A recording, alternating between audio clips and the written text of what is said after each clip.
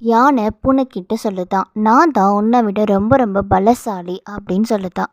அதுக்கு பூனை சொல்லுதான், நான் உன்னை விட ரொம்ப திறமைசாலி அப்படின்னு. அதுக்கு யானைக்கு ரொம்ப கோவம் வந்துடுச்சான். நீ யார் திறமைசாலின்னு பார்க்கலாம், நீ எதா சொல்லு அதை நான் செஞ்சு காட்டுறேன் அப்படின்னு யானை சொல்லுதான். அங்கே பக்கத்தில் ஒரு மரம் இருந்துச்சாம். அந்த பூனைக்குட்டி அந்த மரத்தில் ஒரு குட்டி ஓட்டை இருந்துச்சாம். அந்த ஓட்டைக்குள்ளே போயிட்டு இன்னொரு வழியாக வெளியே வந்துச்சான். எங்கே நீ இதை பண்ணிக்காமி அப்படின்னு சொல்லிச்சான். அப்போ யானைக்குட்டி அந்த குட்டி ஓட்டை மரத்தில் இருக்க குட்டி ஓட்டையில் தலையை வெட்டுச்சான். அந்த தலை மாட்டிக்கிச்சான். அப்போ எப்படியோ கஷ்டப்பட்டு தலையை வெளியே எடுத்துடுச்சான். இப்போ பார்த்தியா யார் திறமைசாலி அப்படின்னு பூனைக்குட்டி சொல்லிச்சான். அங்கே தூரத்தில் மக்கள் எல்லாம் இருந்தாங்களாம். எல்லாரும் போகிற சாலையில் ஒரு பெரிய கல் இருந்துச்சாம். அந்த கல்லை யாராலையுமே நகர்த்த முடியலையாம். அந்த கல் சாலைக்கு ரொம்ப இடையூறாக இருந்துச்சாம்.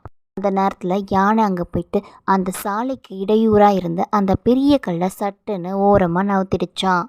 இதை பார்த்துட்டு இருந்த பூனை, ஆமாம் நீயும் திறமைசாலி தான், எல்லாருக்குள்ளேயும் ஒவ்வொரு திறமை இருக்குது, ஆனால் எல்லாருக்கும் ஒரே திறமை இல்லை, எல்லாருக்கும் வேறு வேறு திறமை இருக்குது, நமக்குள்ளே என்ன திறமை இருக்கோ அதை நம்ம வெளியே கொண்டு வந்தால் நம்ம தான் ஹீரோ. உங்களுக்குள்ள என்ன திறமை இருக்குன்னு நீங்கள் கண்டுபிடிச்சிட்டிங்களா? அப்போ நீங்கள் தான் இதுக்கப்புறம் hero. Be happy always, be confidence and win the world.